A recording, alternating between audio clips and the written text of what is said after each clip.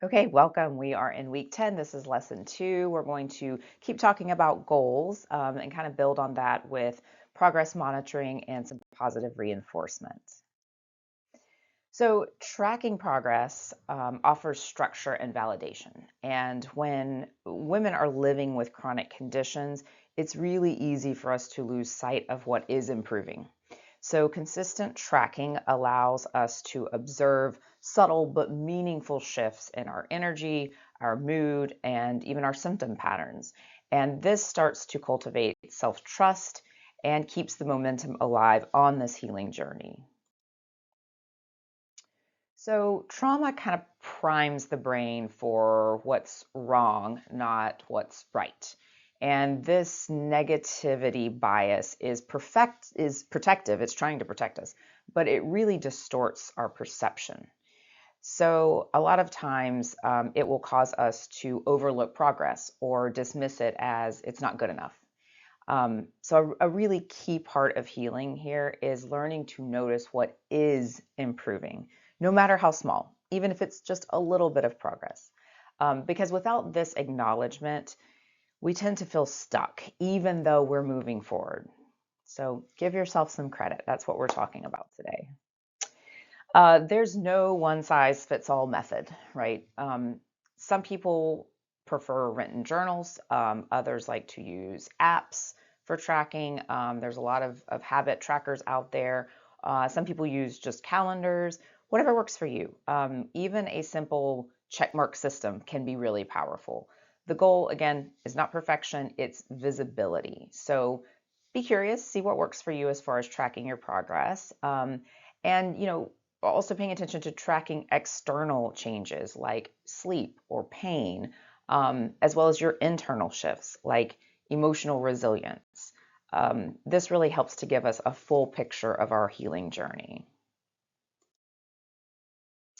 So, as you are deciding on the right tracking method for you, choose a method that matches your energy and your lifestyle. So, for example, someone with a lot of brain fog, kind of easily distracted, may prefer symbols or mood colors instead of writing.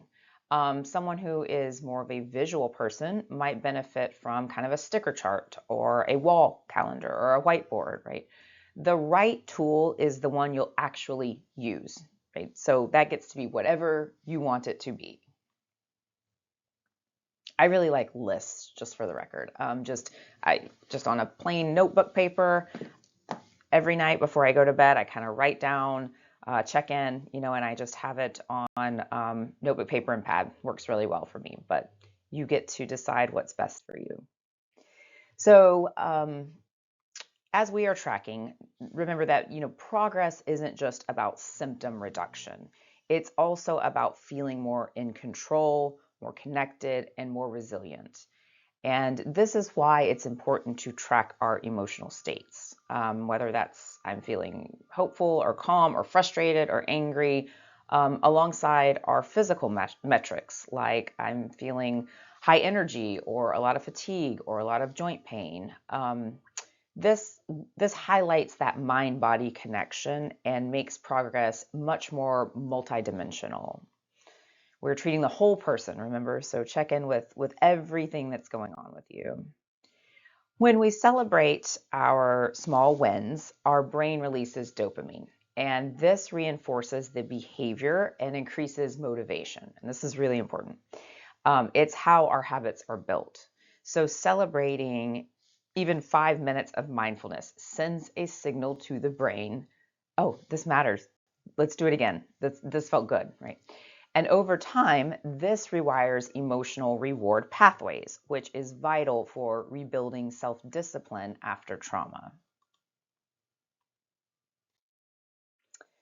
Um, Celebration also gets to be whatever you want it to be. It doesn't have to be big. It might be just playing your favorite song or taking a relaxing bath or shower, lighting a candle.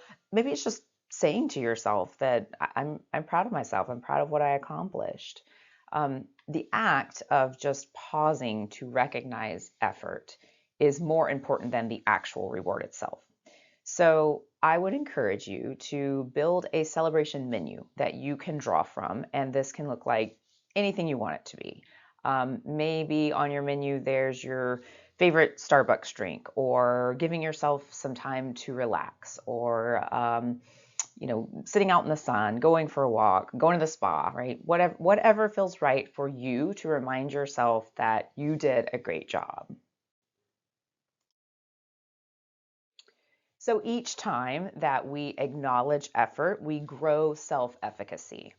Our belief that we can influence outcomes, right? That's kind of the definition there of the self-efficacy, is that we have some control over how things turn out for us. And this is really essential for those of us who have felt powerless in our health.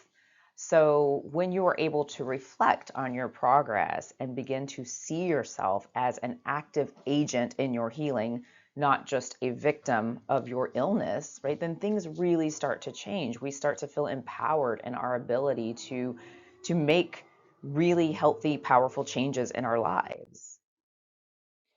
Something to keep in mind, plateaus are normal, and they often signal time for integration or rest. It's not a sign of failure.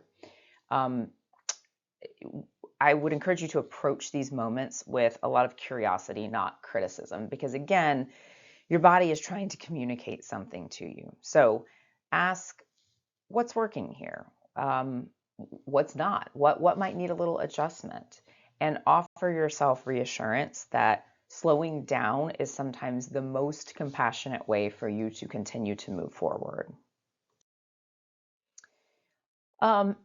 It's also important to adjust your goals without shame. If a goal no longer fits, it is not quitting, it's evolving. And it is perfectly okay to reassess goals and adjust accordingly, just like you would for medication or food sensitivities.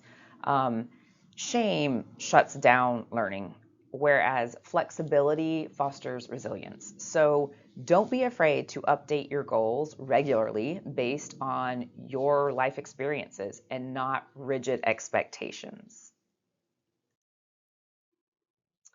Okay, so let's look back a little bit on just the past month for you.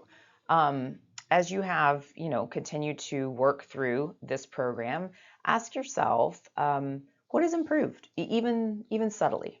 What strategies work the best for you? What challenges kind of surprised you? What are you proud of yourself for?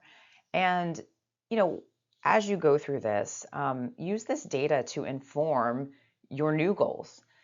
This is what keeps that healing journey alive and responsive, not stagnating, right? We are continuing to move forward and progress and build on these skills and our self-compassion and our ability to connect with our bodies and our minds. So, use this as just one of those foundational building blocks that you're always coming back to and checking in with. So let's close today with this affirmation. I really like this one. It's very simple, but just saying that I honor every step I take. And I really like this because it's so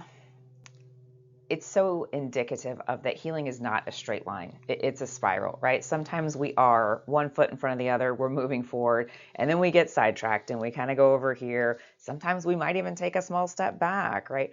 But then you get back on track and you keep moving forward. And even those missteps are teaching us something. They're forcing us to apply these skills, to stretch a little further, to grow a little more. So every step you take is a step that is necessary to your journey. So I really love that affirmation of I honor every step I take. Healing is not a straight line. Some steps are going to be really bold and others are going to be kind of gentle, but they're all valid. So remind yourself, even awareness of these things is progress. Even pausing is progress, and you are doing beautifully. You're doing great. Very proud of you. So thanks for joining me here today. Be sure and check out the companion worksheet for this week's lesson, and I'll look forward to seeing you in lesson 3. Thanks.